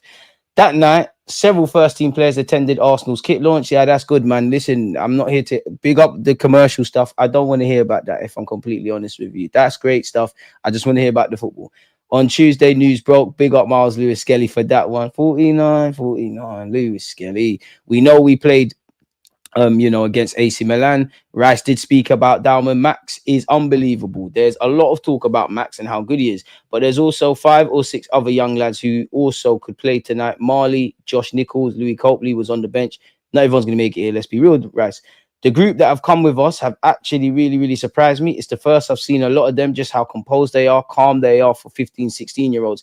It's different to how I was. They play with no fear, and we've got a really good crop of young players coming through. Obviously, Max will get all the talk, but there's a lot of other players as well that are really, really special. We've got a lucky future ahead of us with these players coming through. Dalman, amazing stuff. Although Arsenal won inside 90 minutes, there was a pre-arranged penalty shootout. We know Marley Salmon missed. The day after the game, the boys enjoyed a day off. Rice and Norgard played golf. The likes of Calafiori, Saliba, Kivio, Nelson, Wanyeri visited a theme park. Mascara was spotted with the Spanish boys. On the evening of Friday, July the 25th, we attended an open training session. Okay, that was great. And obviously, we're seeing Gabriel Heinze doing what he's doing as well. Mascara was paraded, trying to skip through the toss. We know Sagnog, Ray Parlour, and Gilberto Silva, go and try to do the commercial activities. I'm sorry, but does this not say club legends? That's a club legend, Romford Pele. That's a club legend, Invincible. A man that ran down his contract, snaked it, and went City, club legend. Okay. And I find that a pet peeve. I've said this last year. What the fuck is Sagna there? Pagan. Anyways, at the end of the training session, some kids were invited on the pitch. I must admit, I'm not trying to be disingenuous. I don't really care about that stuff. I just want to know about the tactical stuff, the training, all these things. The following day, Arsenal faced Premier League opposition in Newcastle. Before the game, new assistant coach Heinze was practicing defending diagonal balls with Miles Lewis-Skelly. Miles Lewis-Skelly, you need to stick to Gabriel Heinze like glue, because that man done it in the game. You could learn a lot defensively. He spent significant time working on defensive strategy with Lewis-Skelly. The new assistant coach has made a big impression on the training ground. He is forthright, direct, and frequently loud. Okay, so we got another mad bastard as part of the coaching staff. Love it. Certain players relish that coaching style. For others, it requires some adjustment. No, he signed for us. Everybody needs to adjust to that. If you're not going to adjust, what's going on? Come out. We all know we won the game. Several players had ice packs.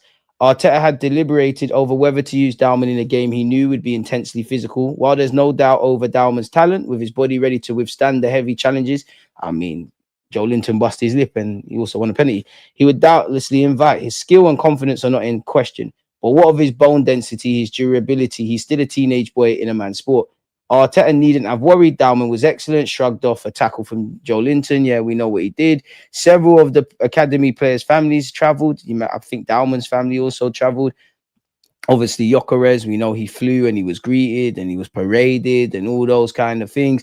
Arteta and Arsenal have made it a point to recruit for physical robustness. Gyökeres is no exception. In the Swedes' case, however, they've also recruited for personality. Arteta believes Gyökeres has the presence and self-confidence to cope with the expectation that comes with the 9 position and the number 14 shirt.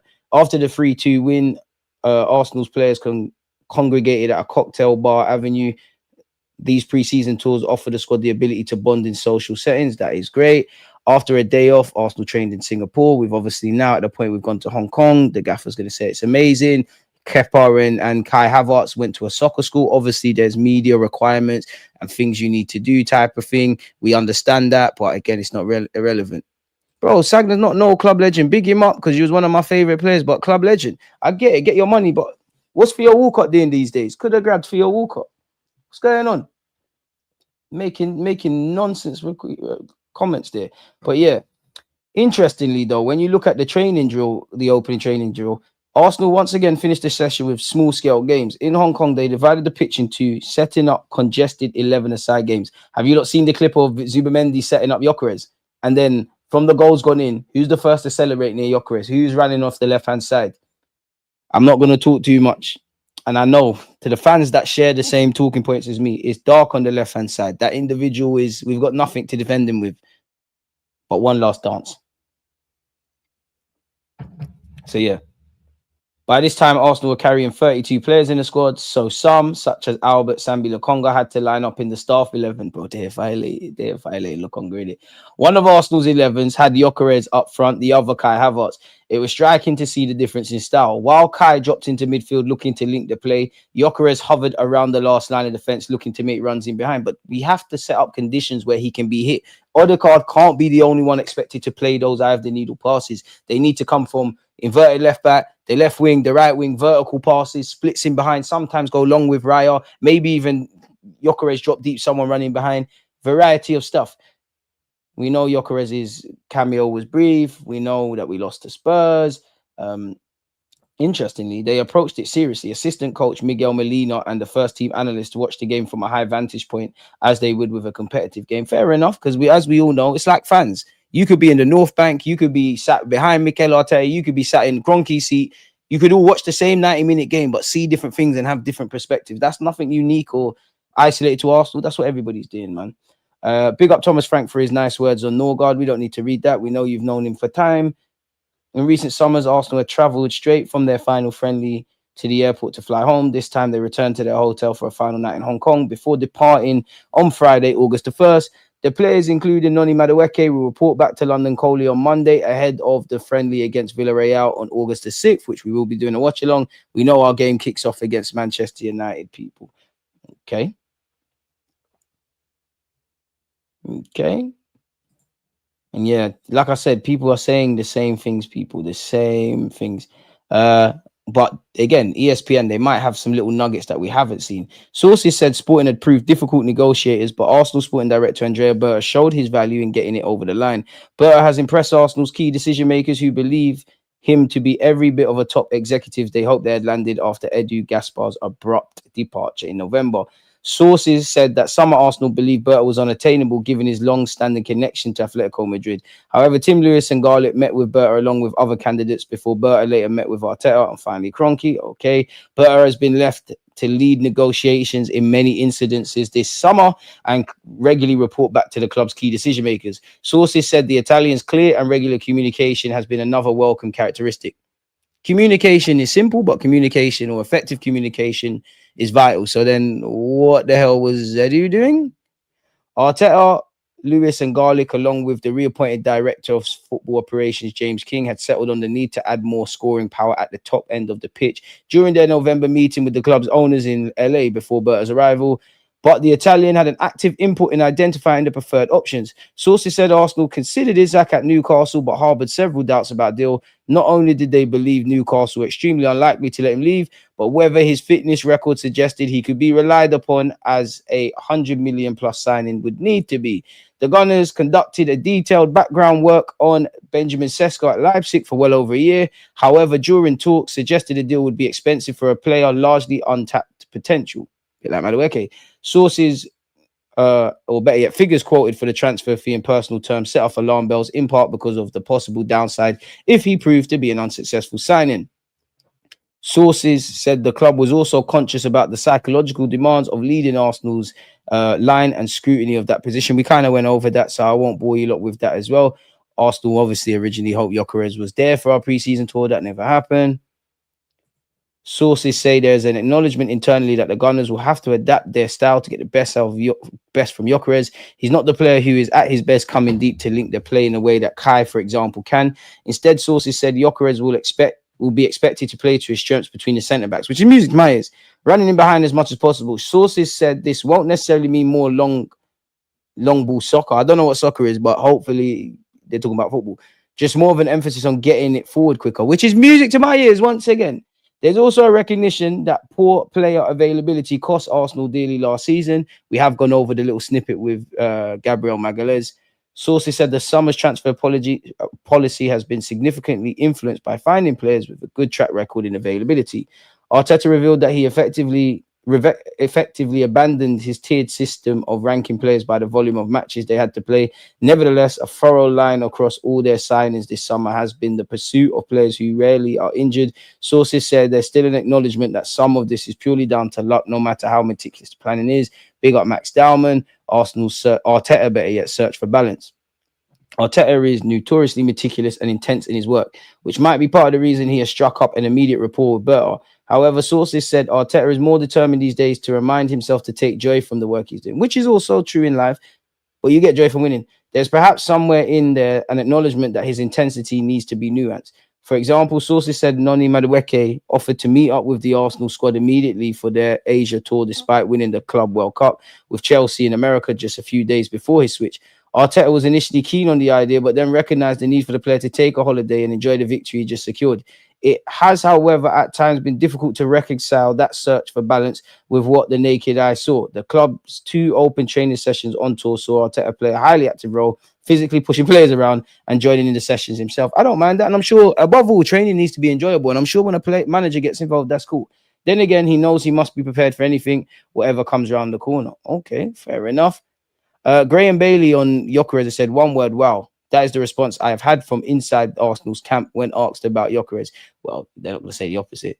I'm told he could play tomorrow if the Premier League started. He's ready, which, again, for all you fat shamers, boy. Gyökeres made it clear, though, through the process, he's ready. And my word, he has blown coaches and teammates away already. Arsenal are not getting carried away, but his professionalism is shining through already. Arsenal really do think they've landed a good one. We know we've landed a good one. You know the vibes. Apparently, Arsenal are preparing the first bid for Crystal Palace winger Eze. A formal proposal is expected from the Gunners early next week, with the total value of the package expected to come to 60 million euros, which equates to 52. This would consist of an upfront payment of £30 million, which we've heard this before, followed by a second instalment of 22 million to be paid over the next 2 years. We understand Arsenal have already discussed an upfront fee of 30 million with Crystal Palace. Palace had previously indicated they wanted 68 million for Eze, whose release clause expires at midnight going into Saturday. So at this point, it was never Arsenal's intention to match this figure, however. Sources have indicated Oliver Glasner's side are already weighing up replacements for Eze, including a potential move for Leandro Trossard, who has been linked with now Palace, apparently 2 unnamed clubs in the Premier League, clubs in Italy. I'm sure I've seen Atalanta, Inter Milan, a move to Saudi, Fenerbahce. Everything's on the table. 1 minute new deal, etc. Who knows? While Arteta is open to the Belgian remaining at the club, using him as bait to secure Eze could be an attractive proposition. What do you lot think of potentially doing that? This would likely be conducted as a separate deal for accounting purposes. Palace's major target to replace Eze, however, is Lucas Paqueta of West Ham. Fair enough. And apparently he wants to sign Paqueta if they can't sign Eze. I mean, if they let Eze go. Ben Jacobs has said, my expectation is that Arsenal will just sign a 10 with Eze being the top target and less likely to sign a specialist left winger. It feels the last attacking-minded reinforcement for Arsenal will be a 10. So it's Eze or bust, really, if that's where you're at. Fair enough. Arsenal have told suitors, including El Nassr, that Gabriel Martinelli is not for sale. Would you lot make of that? Rodrygo has several intermediaries working on a Real Madrid exit, with the player favouring a Premier League move. However, Rodrygo's wage demands were very high for Arsenal, and a move to the Gunners no longer seems so likely, says ESPN Brazil. He's most attracted by Liverpool, but a move is unlikely as they focus on Isak, who we saw the David Ornstein stuff. Since the end of the season, Rodrygo and his entourage constantly repeat in public and in private his plan is to stay at Real Madrid. However, in the last few days, the situation has changed and the departure is no longer ruled out by sources close to him. Again, his potential switch to Arsenal is unlikely due to high wage demands. The Brazilian didn't want to leave Real Madrid, but the situation is changing, people. So I have to see. We was linked with Moscardo of Barcelona, who apparently they've put on the market for 30 million euros. I wouldn't say we need another midfielder, but I would like another midfielder. Arsenal is apparently still keen to get rid of Gabriel Jesus and are planning to sell Gabriel Jesus in the final month of the transfer window. We all know Reece Nelson probably looks our best option off the left in pre-season, but Fulham have approached to sign both him and Zinchenko. So yeah, we need to get an absolute move on, don't we, people? But yeah, it would be nice to get Eze, I guess. So yeah, man. What are you lot saying? Madueke has potential to be like Mane. He just needs to Well, you're moving mad. They need to sell him if he doesn't want out. Trossard and 35 million for Eze.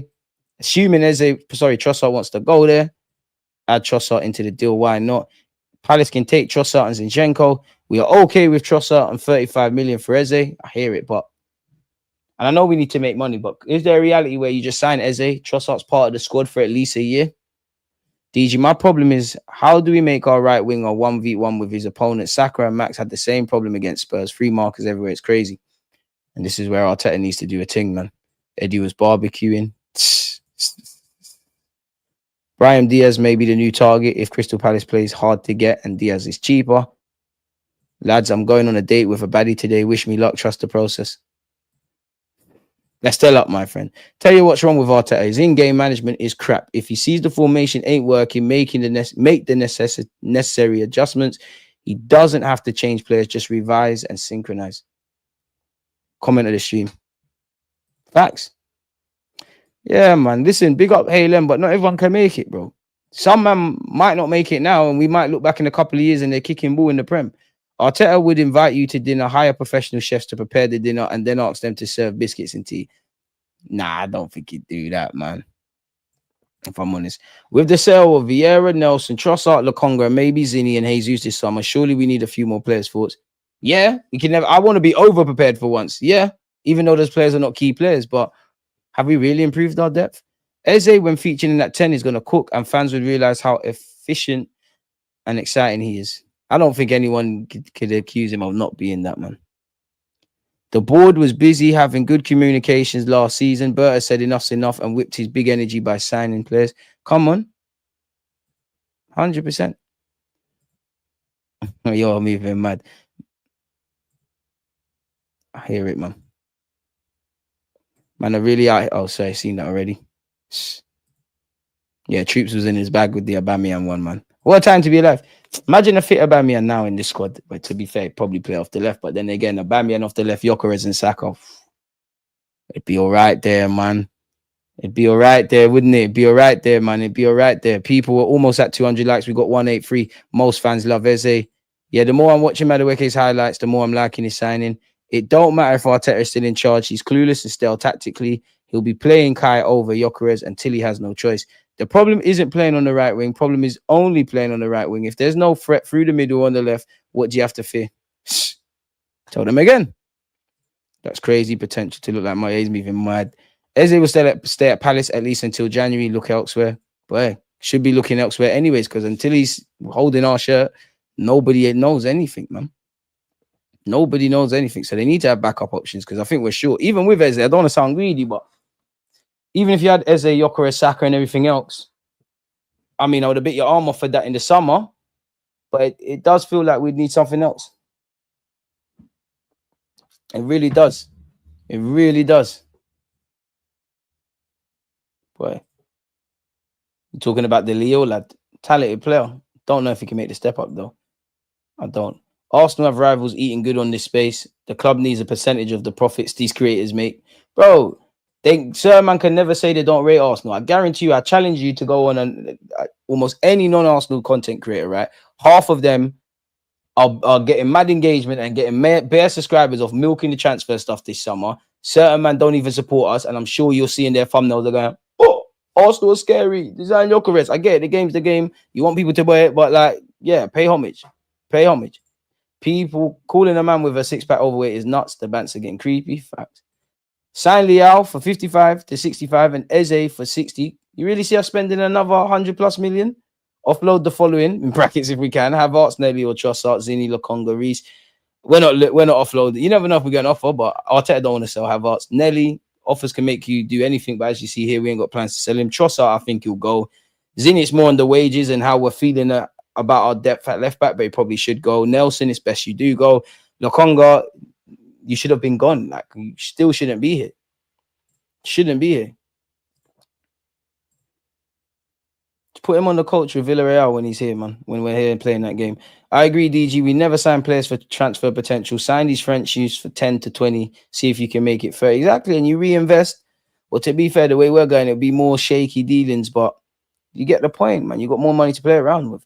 Gyökeres should start next match against Villarreal. Havertz needs to be benched, DG. I mean, these men are going to play, bro. These men are going to play. Madueke, Gyökeres, I'd imagine Dalman, all the players that there's any element, Mascara, that need fitness or there's any element of excitement, they're going to play in these 2 games. I reckon they play against Villarreal, and the Bilbao game is whoever starts that, and you can't draw any conclusions because Magalhaes ain't fit. I don't know what's going on with Timber, but the Bilbao 11 that starts, assuming like that's our last preseason game, that is who I kind of vaguely think, even though it's obvious to pick our 11, that's who I think starting away at Man United. It wouldn't be next, but yeah, it wasn't. When is it? We're playing this week. Well, this coming week. Raw. The Premier League is, when it's all said and done, the Premier League's around the corner. It's actually here, people. Like, it's actually here. It's crazy how a squad of anything from 17 to 25, give or take, for these teams, yeah, for 38 weeks in the Prem and all the others, like, they're going to dictate our mood. Crazy, isn't it? I'm playing on Wednesday, yeah. Pre-season settings. It'd be interesting to see, man. It'd be very interesting to see. We just need to get the job done, man. Come on, people. 188. We're almost there. What's going on? To the 188 of you, appreciate you. If you haven't hit the like button, what's going on? Come on, folks. So we're not signing Eze. Who trains Nelly to shoot over the bar so often? I can't lie. With Martinelli, I do think there's structural issues on the left, but Martinelli, decision-making, you stagnated. You need to, I don't know what, but you ain't got to where you need to get to because of yourself, and you need to fix up. Do you see MLS as a long-term left back, or should we be looking for an overlapping left back? We need to stop this inverting BS, because when Pep has stopped it, and it hasn't worked for us for a few years, I don't think we have to stop it, but maybe do it a bit less frequently. Honestly, with Miles Lewis-Skelly, I still maintain he could play in midfield, but reality is, if you were seen as a genuine midfield option, where you've got Rice, Subamendi, Kai Havertz is gonna get shoehorned, you might not play. So he needs to start with that. Obviously, if Lewis-Skelly could learn to be a bit more of a traditional left back, then maybe we could alternate such. Even if we could invert off the right, I just want to see different shit next year, if I'm honest, to a degree. Mikel Merino is who Arteta thinks Havertz is. I hear it. League 1 and 2 started. Yep. DG, you're a crook. I know exactly who you're on about regarding that. Seeing bare of them, bro. Oh, that was scary.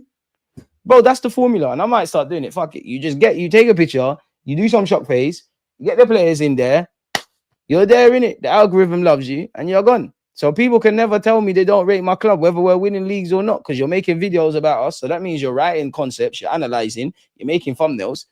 Oh, they know who they are. And the game's the game. I hear it.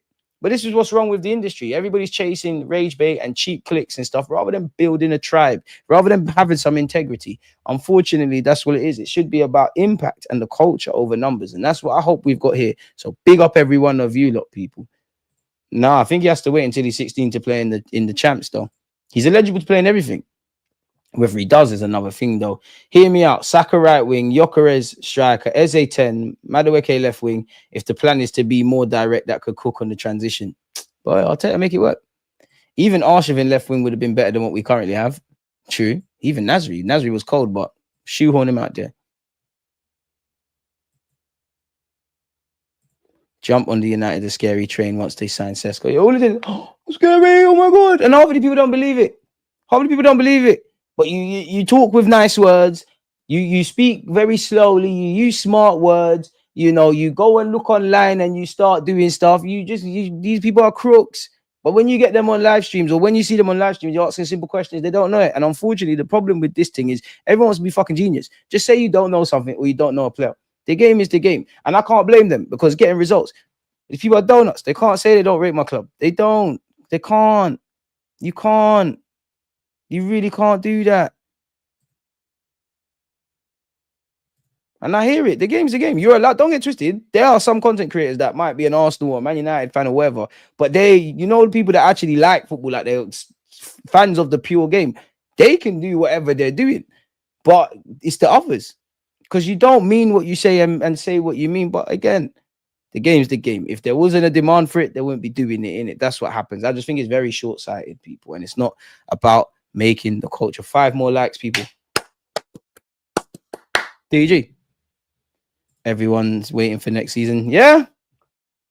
And then at some point we're going to say, God forbid, but why did the season start? It's a double-edged sword, man. We love the club. We love watching Arsenal and all the emotions in between, which is, I don't know if we're going to win a trophy, but I can promise I'm going to be here with you lot. The highs, the lows, the good, the bad, the ugly, everything in between, man. It's nervy though, man.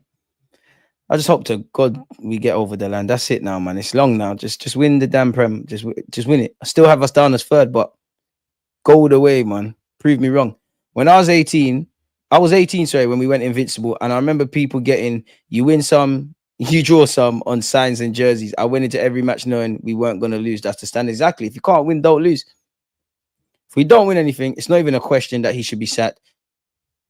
It's just inexperience. He's just too stubborn. Boy. When has asking your club to become successful become entitled? It hasn't, but the thing is, it's gaslighting. That's the way you gaslight. You got to remember, some people are there to protect the mantra. I want to be able to get exclusive interviews. I want to be in the press conferences. So I'm going to say things in a certain sort of way. Or if it's not that, I am in love with Arteta. I am in love with certain things. So I'm not accepting anything else. It's the same way with people that do too much with, when it gets a bit too personal about Mikel Arteta. A lot of people are loyal to their agendas. People in this football team just can't say you're wrong or you don't know. It's all about egos. And if truly knowing anything about anything, like using football as an example, is knowing how little you know about this. Whether they believe it or not, I've heard Jose Mourinho, Arsene Wenger, Pep Guardiola all say, I'm nothing but an ideas thief. I know that I know very little. I know nothing. If these lot who have achieved bigger things in the game can say that, the fuck are we doing? I'm not ready to make conclusions until 1, the season starts, and 2, the window closes. At this point, we still don't know what things are going to look like. Just get the things done. Noni, Gyökeres, Saka. This is the front three. We need to learn to deal with that. Lucy, man. Eze, man. Will the real Odegaard please stand up? Last season struggling player or the season before dominant? I think Odegaard would be back, but boy, if you're not, I can't save you, bro. Anthony Gordon, I'd have him. Eze's release clause apparently expired yesterday. Boy. More options, more flexibility, more depth, and utilizing all of this is up to Arteta to make it work. There you have it. I'd love Morgan Rogers and Leao, but Morgan Rogers a myth. I would have preferred Madueke. I would have preferred Kudus apologies over Madueke, but prove me wrong. I will look back. I will definitely look back and say, yeah, I'm an idiot. I want that to be the case. I want to be blown away with Madueke. I want to see that, but I'm not going to sit here and overly gas and make out that it's a mad signing. The only numbers that I care about, goals and assists, that's not promising. But when you do look at take-ons and how he likes to play and take people on, and to be honest, his end to the season. So whenever he got capped for England and his end to the season, there's things there. And at 23, I hope you're ready. But this is all potential. It needs to work. It needs to work more for you, Arteta, because at the end of the day, obviously Madueke needs it to work. But at the end of the day, he signed a 5-year deal. If assuming he stays all the way to the end, if you continue having seasons like this, you might not make it. Some people want you gone. Even your most loyal supporters are looking left and questioning what we're doing. And it's you can see tensions rising because of the stale football we're seeing and the lack of evolution. So we've got it all to do, man. Let's hope we do it. We all know every week we win. It's amazing. We lose. It's horrible. But need to step up. And it's not even that we should feel entitled to win. When last did we win? And we've been getting close. Yeah, Madueke is back on Monday, which we read. We feel entitled to win because we've been on a journey long enough. The Prem has to come when we're in contention. It's so easy to slip down outside the top 4. Now the league's so competitive. Tell them again. Tell them again. These men play FIFA and got it all figured out. Unfortunately, they're doing it. Ego does kill Lux. It does. Arsenal's a part of our lives. It is, man. I want our top 6. I'll be honest. I don't think our top 6 record is going to stay. I don't know how I can't see us going unbeaten against the top 6. Even though you can win the league without having a great top 6 record, I just can't see it for a third year, sorry. But that's been nice because let's be honest, the Emirates era, we've been getting bullied in big games used to be a write-off. Like, that's regardless of how the season pans out. That's one thing I haven't done. Not to say we can't lose these games, but there was genuinely a time at Arsenal. Liverpool away, all the top 6 games, safe. And I might even extend that to Newcastle or Stoke or any team that we know the teams, people. We know the problems. 50 for Eze, you man are gonna piss Palace off. Just tranquillo, you'll be there. Shh. That's tranquillo, man. Just tranquillo, man. This is tranquillo. I'm gonna keep saying it until it works. Oh, we got 200 likes, and with that, I can go gym. So yeah, people, we've been here for 1 hour 40 minutes, man. Big up you lot, man. Appreciative to you lot. Obviously, by now the Gyökeres videos come out. We're going to hyperlink over there. Appreciate you lot's comments, silent viewers, smashing like button, subscribe. Make sure you're doing that. And yeah, man, you know, I'll cut up this live stream for the relevant parts and whatnot. I'll get the timestamps out for you lot. But yeah, most importantly, you lot stay safe, stay blessed. Happy birthday, mum, once again, because I know you're watching in a bit.